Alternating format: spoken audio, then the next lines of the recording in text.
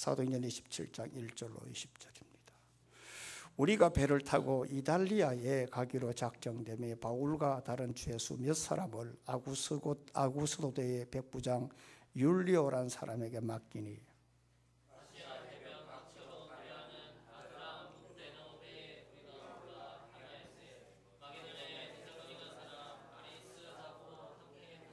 이튿날 시돈에 되니 율리오가 바울을 친절히 대하여 친구들에게 가서 대접받기를 허락하더니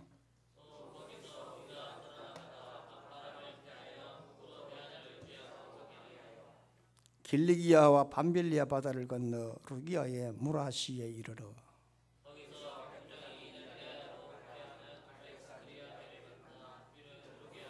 배가 드디가 여러 날 만에 간신히 니도 맞은편에 이르러 풍세가 더 허락하지 아니하므로 살몬의 앞을 지나 그레데 해안을 바람막이로 항해하여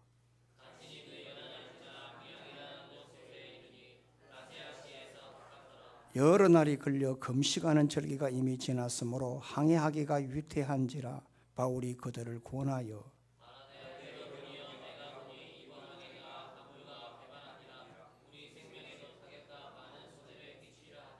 백부장의 선장과 선주의 말을 바울의 말보다 더 믿더라.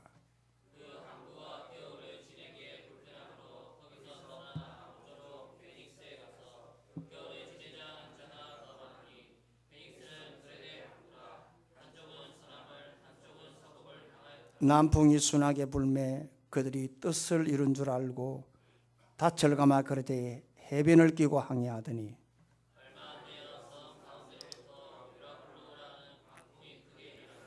배가 밀려 바람을 맞출 갈 수 없어 가는 대로 두고 쫓겨가다가 끌어올리고 줄을 가지고 선체를 둘러감고 스르디스에 걸릴까 두려워하여 연장을 내리고 그냥 쫓겨가더니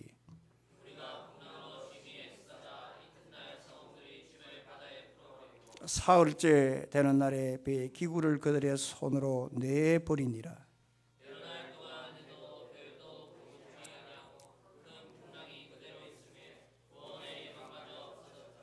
아멘. 미국 역사상 재임 가운데 재임 중에 대통령 사면을 한 분은 바로 닉슨 대통령입니다. 그것은 바로 1973년도 일어난 워터게이트 사건 때문이었습니다. 닉슨 대통령의 재임 가운데 재임 중에 중국 모택동과 핑퐁 외교로 이제 정상 수교를 했고 또 외교적으로 올람과 당시 이렇게 평화 협상을 하는 그런 외교적 성과로 많은 사람들에게 참 호평을 받았습니다만 여전히 월남전 때문에 미국에 일어난 그 히피 운동으로 대통령의 인기가 없었습니다.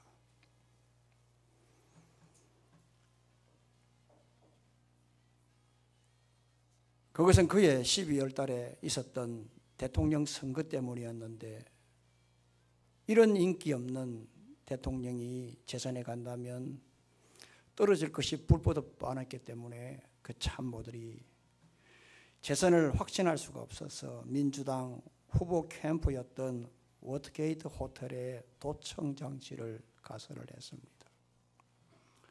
얼마 지나지 않아서 그 도청 장치가 발각이 되고 범인이 체포되었습니다마는 처음에는 그저 단순 주거 침입으로 여겼고 그리고 72년도 있었던 선거에는 아무런 영향을 주지 못했습니다. 닉슨 대통령은 72년도 대통령 선거에서 압승하고 재선에 성공했고 1973년도에는 그 지긋지긋한 월남전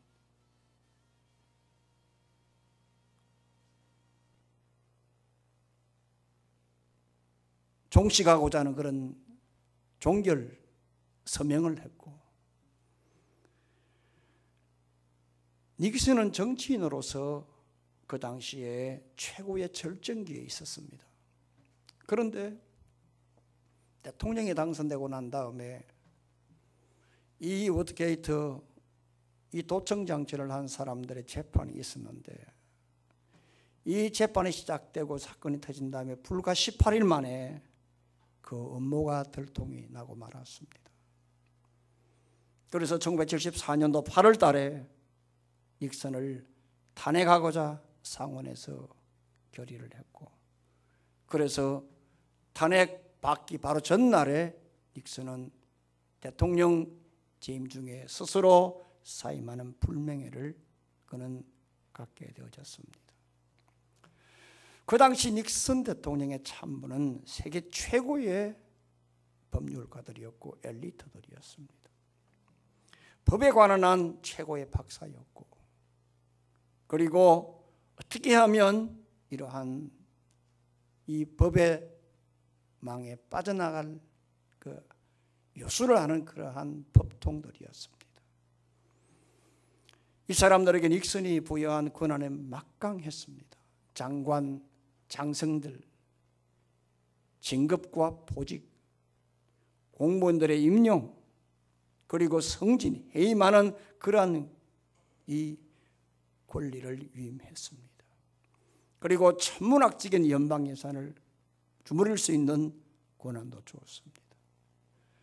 전화 한 통이면 비행기, 심지어 전투기까지 이렇게 부를 수 있는 그런 특권을 주었고, 그들이 원하는 곳이라고 한다면 사막이라도 바로 그날 전화를 가설할 수 있는 그러한 능력을 주었고, 이런 권세 앞에서 1급 특급 경호원들이 24시간 참모들을 경호하도록 닉슨이 명령을 했습니다.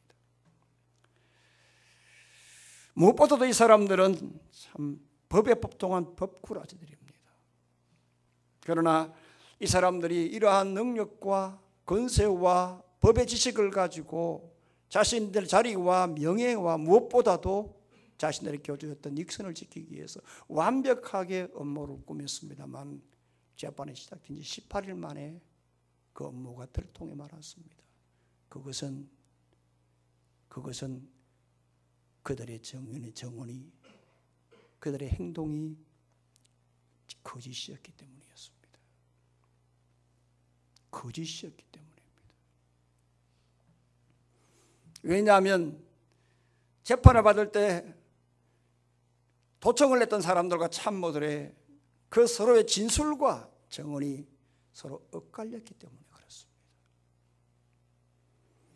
그래서 결국 대통령이 하야하는 그러한 불명예를 갖고 말았습니다. 법꾸라지, 우리에게는 참 익숙한 단어입니다. 한때 우리나라에도 국정을 좌지우지했던 민정수석의 우모 씨가 참 자신이 가지고 있는 21살 때 서울대학 2학년 때 사법고시를 패스를 했고 어린 나이에 출세를 한 최고의 법통이었습니다만, 그래서 이리저리 잘도 빠져나갔습니다만 그러나 완벽할 것 같았던 그도 결국에는 진실 앞에서 자신의 법 상식과 지식을 총동원했습니다만 자신의 거짓 앞에서 그만 무릎을 꿇고 지금 영어의 몸이 되고 말았습니다.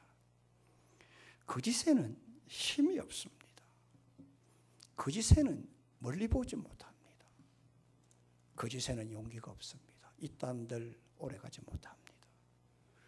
다른 사람들이 서로 말하는 게 다르기 때문에 내가 이 말하면 저 사람은 저 말하지 않을까, 다른 사람들이 무엇을 말하는지 모르기 때문에 불안합니다. 그래서 아무리 똑똑하고 권세가 있고 법의 지식이 있어도 결국에는 거짓에는 아무 소용이 없습니다. 그러나 진실은 어떤 상황에서든지 어떤 경우든지 힘이 있습니다. 진실의 힘은 잘 살고 못 살고, 건강하고 병들고, 그리고 내가 똑똑하냐 내가 어리석으냐 상관이 없습니다.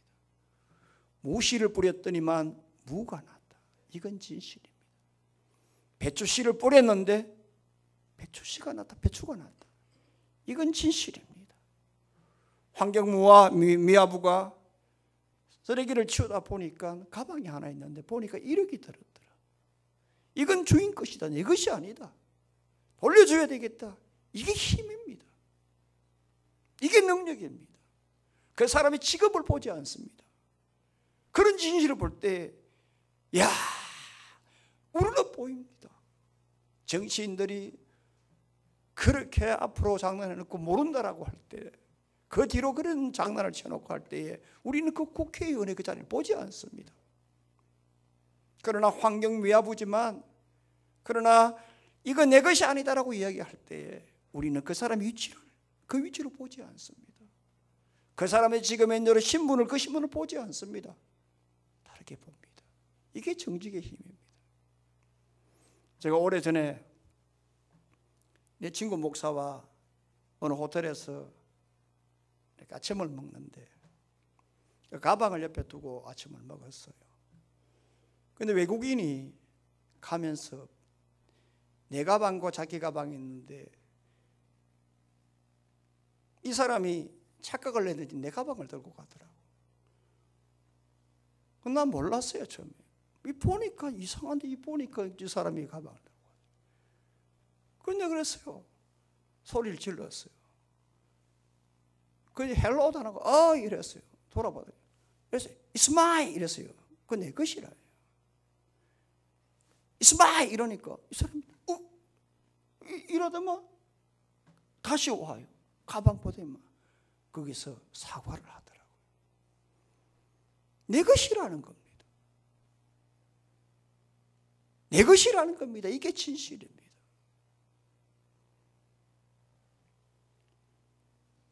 그렇습니다. 여러분, 이 진실은 힘이고 이 진실은 용기입니다. 판사 앞에 선 피고가 아무리 죄를 지었다 할지라도 그러나 자기가 진실이다, 내가 죄를 짓지 않았다, 이건 잘못됐다라고 하면 당당하게 자신을 마지막 진술할 수가 있습니다. 그 바람에 우리나라가 이전에 공포 정치 속에서 많은 분들이 희생됐죠. 억압 속에서 억지로 꾸민 그러한 이 조서 때문에 참 억울하게 수십 년간 누명을 쓴 분들은 많죠. 국가가 배상해 줘야 되겠죠. 그 사람들은 아니다고 하는 겁니다. 당당하다는 겁니다. 이게 진실의 힘입니다. 예수님께서 마태복음 10장 26절에 이렇게 말씀했습니다. 그들을 두려워하지 말라. 감추인 것이 드러나지 않을 것이 없고 숨은 것이 알려지지 않을 것이 없다고 했어요. 결국 드러난다는 것. 그러니까 예수인에 대한 용기는 뭐냐 하면 진실이라고 하는 거예요. 그리스도 안에 힘은 뭐냐? 진리라고 하는 거예요. 우리 많은 믿음의 선배들은 이 진리 때문에 생명을 바쳤습니다.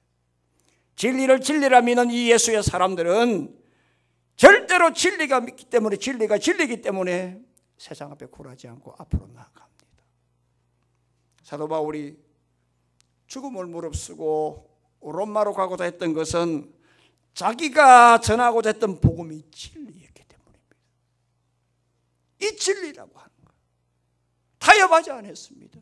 이게 부활의 복음이다, 이게 사실이라고 하는 거예요. 그러니까 이 사실 앞에, 이 진리 앞에 누가 뭐라 하더라도 나는 가서 전해야 되겠다고 하는, 이 진실, 진리가 진짜 용기를 주는 것입니다.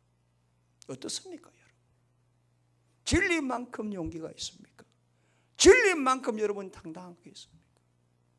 왜 사람들이 자살합니까? 죽는 게 그리 쉽습니까? 네? 죽는 거 사람들이 죽을 용기 있으면 살지 하잖아요. 죽는 거 쉽지 않습니다. 그런데 왜 극단적인 그러한 선택을 할까요? 그만큼 진실하다는 거예요. 억울하다는 거예요. 왜 나를 몰라? 이걸 우리가 알아야 합니다. 부활의 복음은 진실입니다. 진리입니다. 그래서 이 진실은 힘이요, 당위성이요, 능력이요, 당당한 것입니다. 그래서 바울은 이 진리를 전하고자 이게 사실이기 때문에 굴하지 않고 앞으로 로마로 향해서 달려갑니다. 바로 이럴 때에 진리로 당당하게 나아갈 때 성령이 역사합니다. 이걸 우리가 주의 음성으로 들어야 합니다. 이런 은혜가 있기를 주의 이름으로 소망합니다. 그럼 우리가 이런 성령의 지배를 받으려고 하면 제일 먼저 고난에 동참하는 신앙을 가져야 합니다. 2절로 3절 다 같이요. 아시아 해변 각처로 가려 하는 아들은 못 내도 배. 2절 3절 다 같이 읽습니다. 시작. 아시아 해변.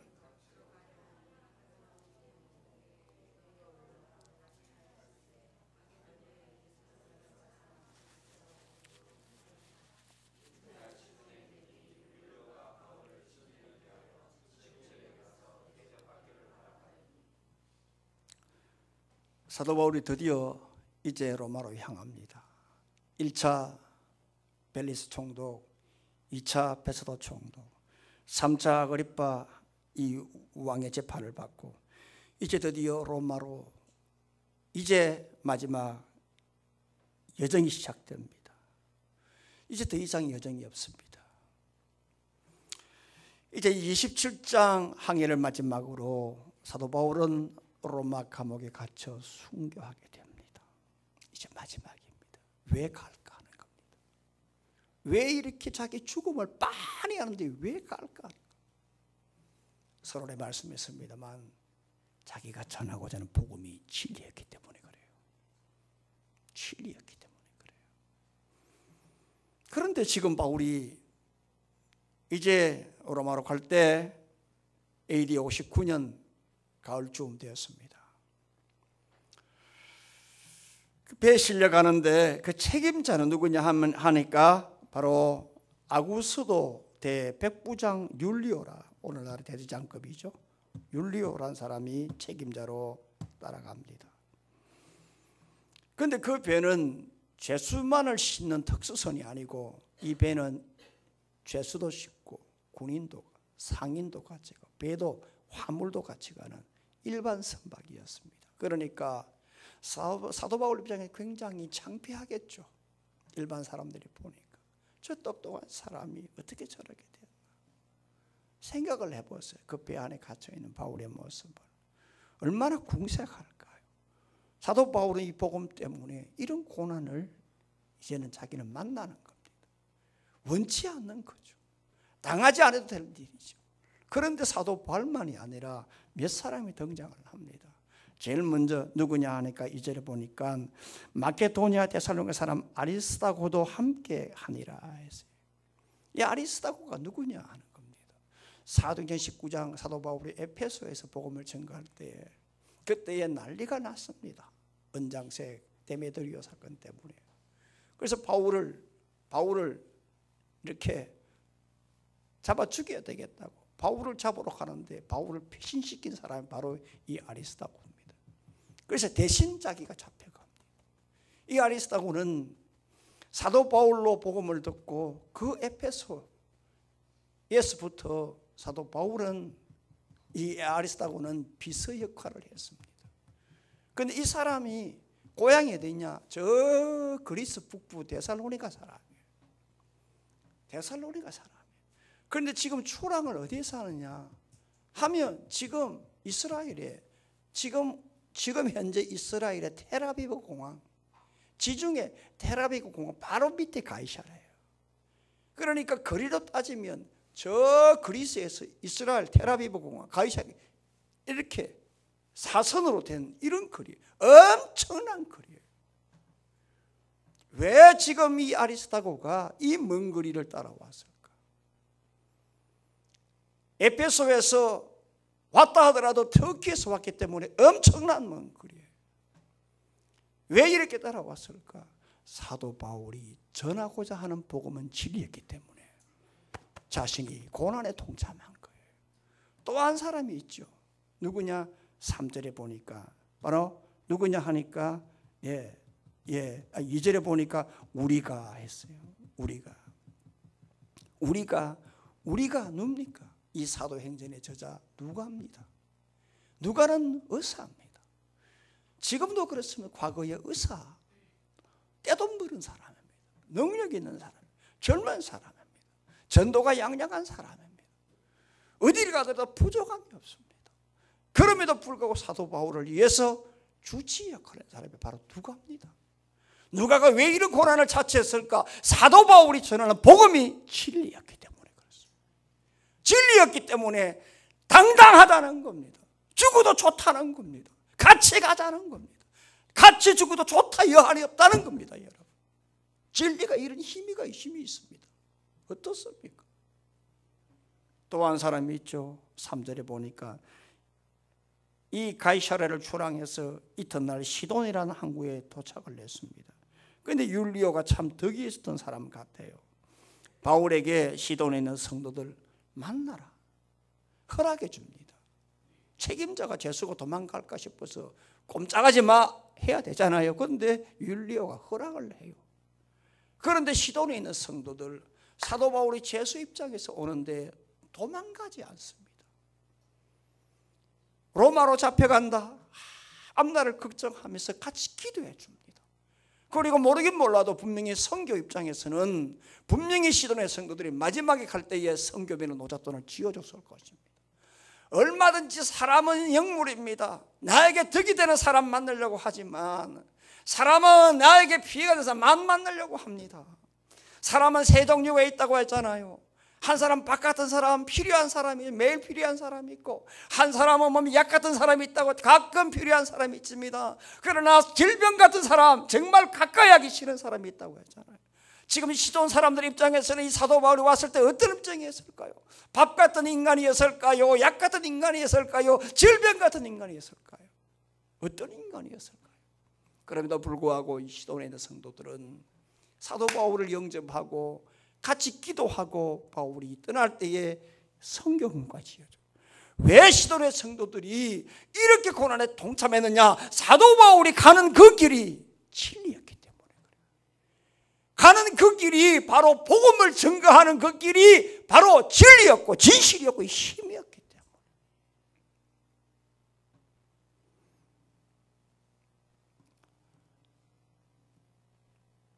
요한 3서를 보면 가이오라고 하는 인물이 등장합니다. 그 당시 초대교회는 많은 순회 전도자가 있었습니다. 그 순회 전도자들은 우리 조선시대의 암행의사 같은 사람들, 어디 가도 대접을 못 받아요. 사례도 없어요.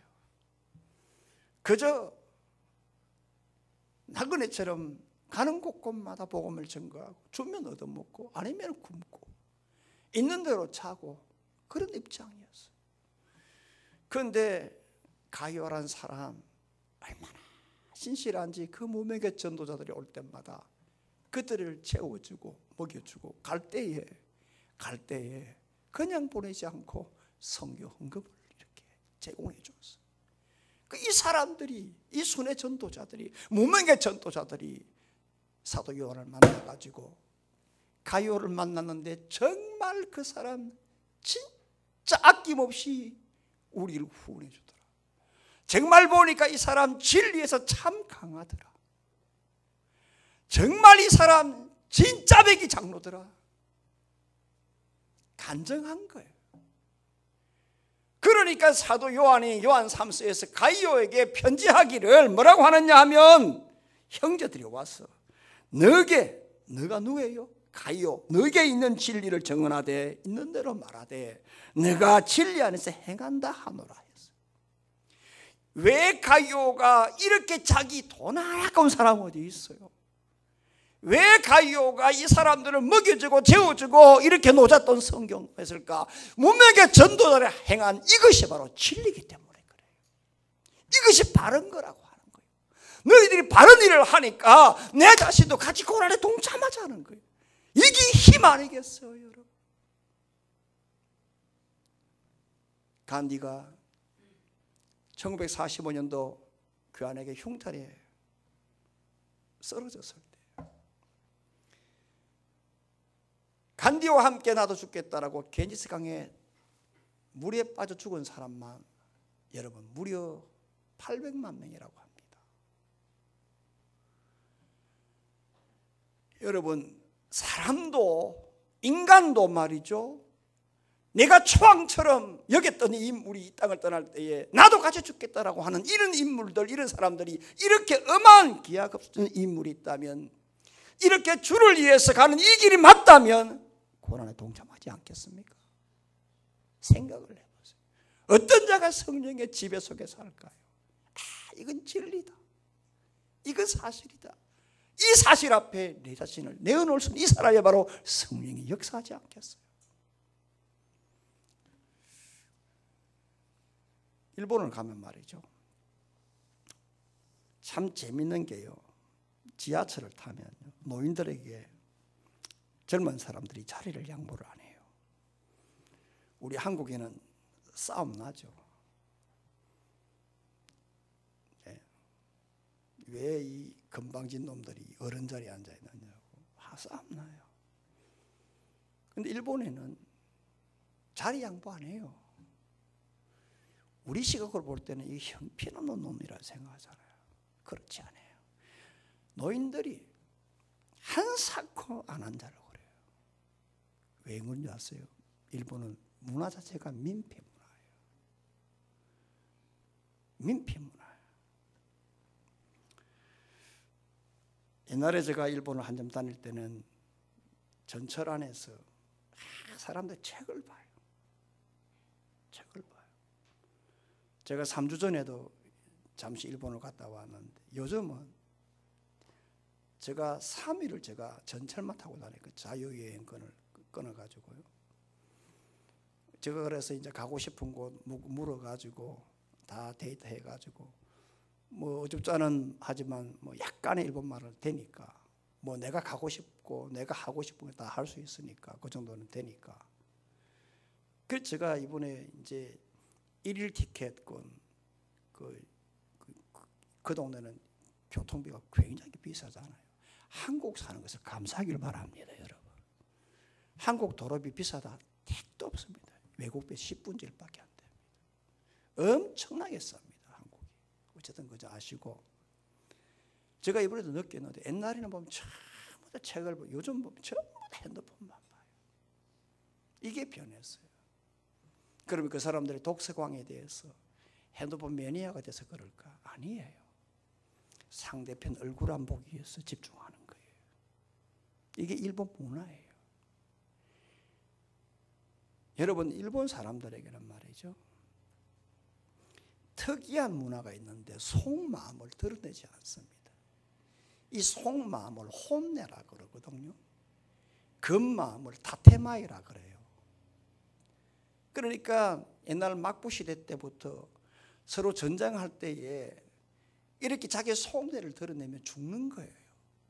그러니까 항상 일본 사람들은 대세에 따라가는 게 있어요.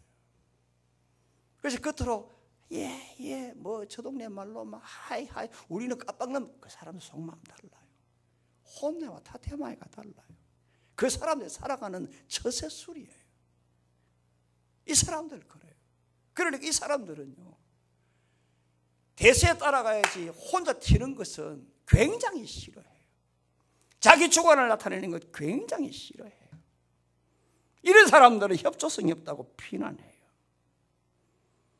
그래서 옛날나 지금이나 일본에서는 내가 좀 다른 일을 한다, 주변과 다르게 살아보겠다, 이건 엄청난 용기를 가져요. 일본의 그리스도인들이 그래요. 100명 가운데 그리스도인이 한 명이라면 이 한 명은 일반 일본 사람들의 이 그리스도인 한 명이 일반 99명과 다른 삶을 살아야 돼요.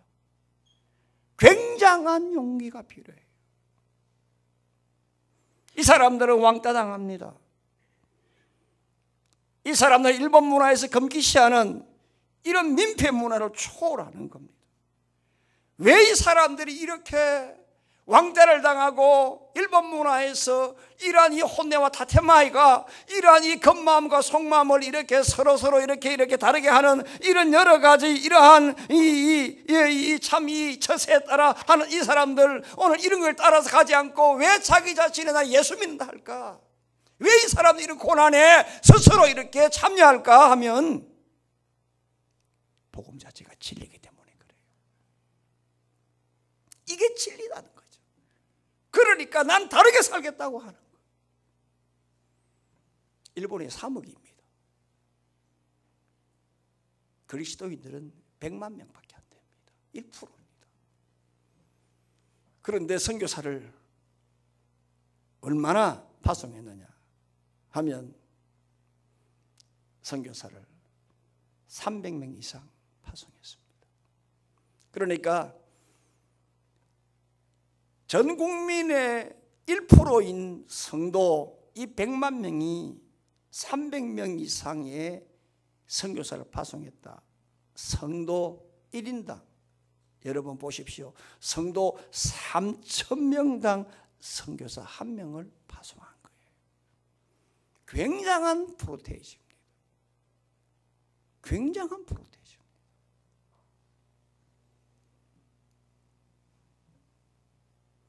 저는 요즘 일본어 공부하고 있습니다. 앞으로 70 이후에 제가 할 일이 있습니다. 열심히 공부하고 있습니다. 하루에 1시간씩 하고 있습니다. 그래서 요즘 집에 가서도 일본 방송만 들으려고 합니다. 매일 쓰고 이런 생각이 듭니다. 목사가 성경을 봐야 되는데 요즘 왜 이렇게 거꾸로 됐나. 새로운 비전이 생겼습니다.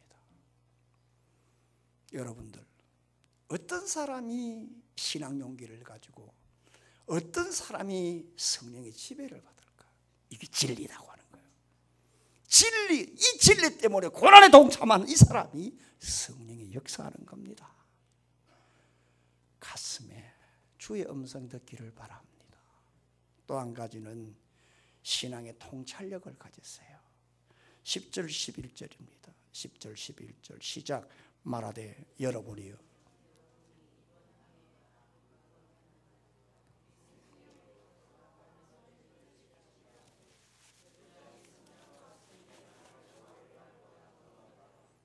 이제 드디어 이 시돈을 출발하는데 4절에 보니까 맞바람이 불었다 했어요.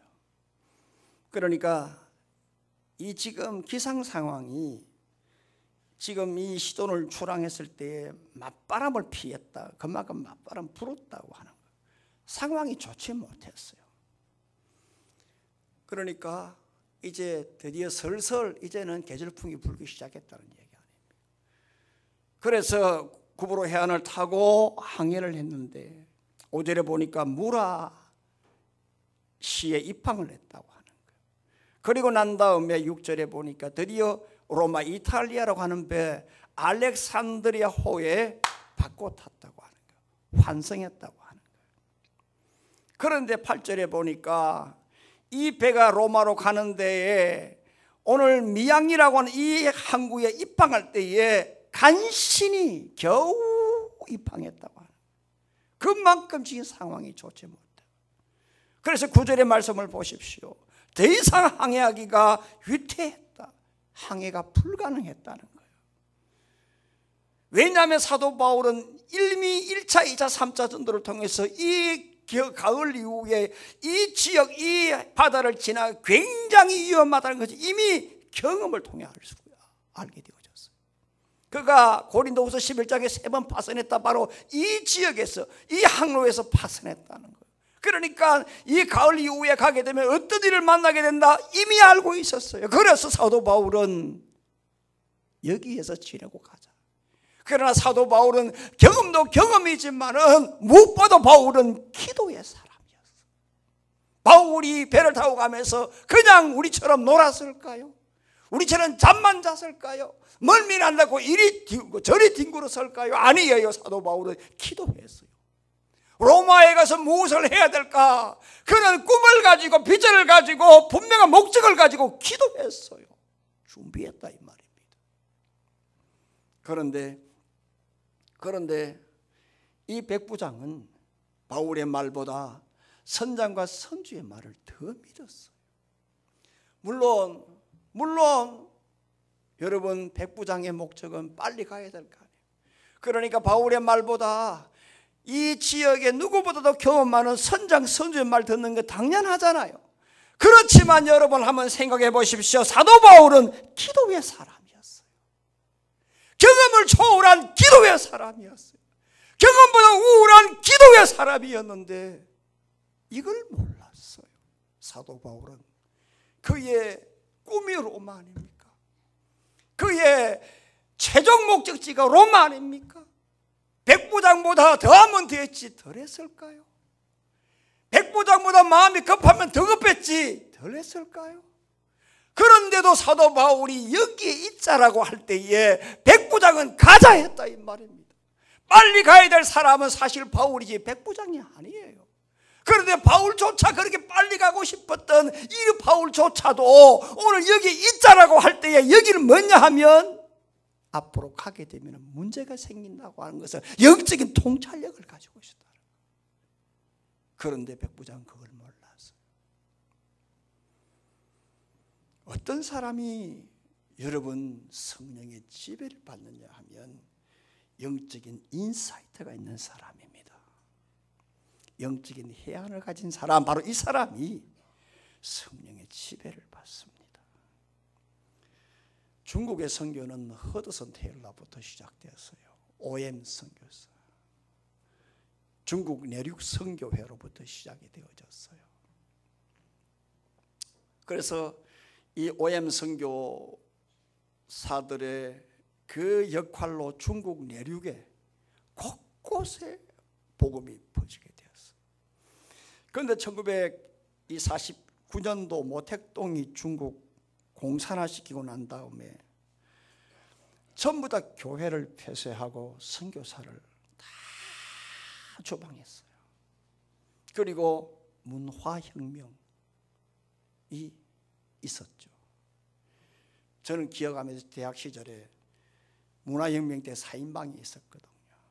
나중에 다 처형됐습니다만 그때의 홍위병들 통해서 그때의 중국의 모든 구습들 다 없애버렸고, 그리고 모택동은 저거 잡아야 되겠다 하면 자기가 안 나서 홍위병 통해가지고 전부 다 10대들 붉은 깃발 들은 사람들 통해서 전부 다 정리했어요.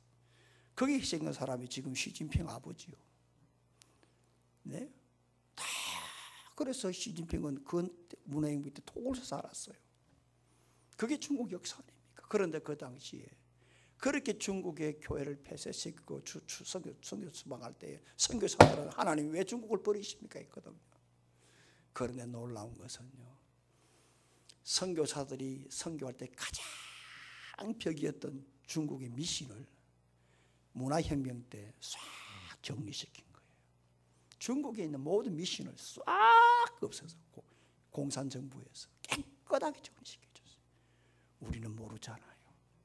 그런데 하나님께서는 이 공산정부를 통해서 미신을 싹 정리시키고 난 다음에 다시 복음의 문을 열어주셨어요. 지금 중국의 그리스도인들은 숫자를 헤아릴 수 없습니다. 만약에 선교사들이 자기의 힘으로 만약 그 미신을 다 철파를 한다면 아마 수백 년 이상도 안 됐을 거예요. 여기에는 하나님의 깊은 경륜이 있습니다. 하나님이 하시는 뜻이 있습니다. 그러니까 영적인 통찰력을 가져야 합니다. 이런 은혜가 있기를 바랍니다. 영적인 통찰력, 기도하세요. 기도해야 눈이 열리는 겁니다. 여러분, 도단성에 있던 그 엘리사를 잡으려고 이 아람 왕이 그 수많은 정예부대를 보냈을 때 아침에 일어나니까 그 사환이 죽었다고 벌벌벌 떨었잖아요. 그때 엘리사가 뭐라고 하느냐, 내가 보는 것보다 하나님의 군대 군사가 더 많다 안심하라. 기도하니까 눈이 열려졌잖아요. 온 천지에 불병거가 가득 찬 것을 보고 안심해요. 불은 무엇입니까? 하나님의 영광입니다. 말과 병거는 뭡니까? 하나님의 군대입니다. 그러니까 눈을 열어보니까, 열리고 보니까 하나님의 영광과 하나님의 군대가 가득 찼다고 하는 거예요. 기도해야 보입니까? 기도하기 전에 하나님이 지켜주십니다. 다만 기도할 때 영안이 열리는 겁니다. 이걸 아셔야 됩니다.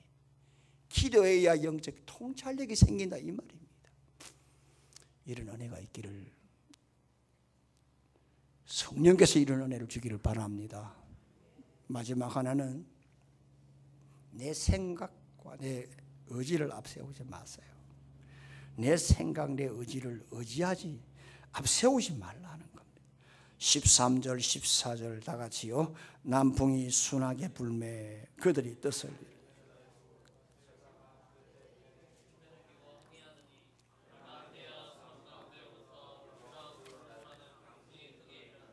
15절이 중요하니까 15절 다 같이요. 시작.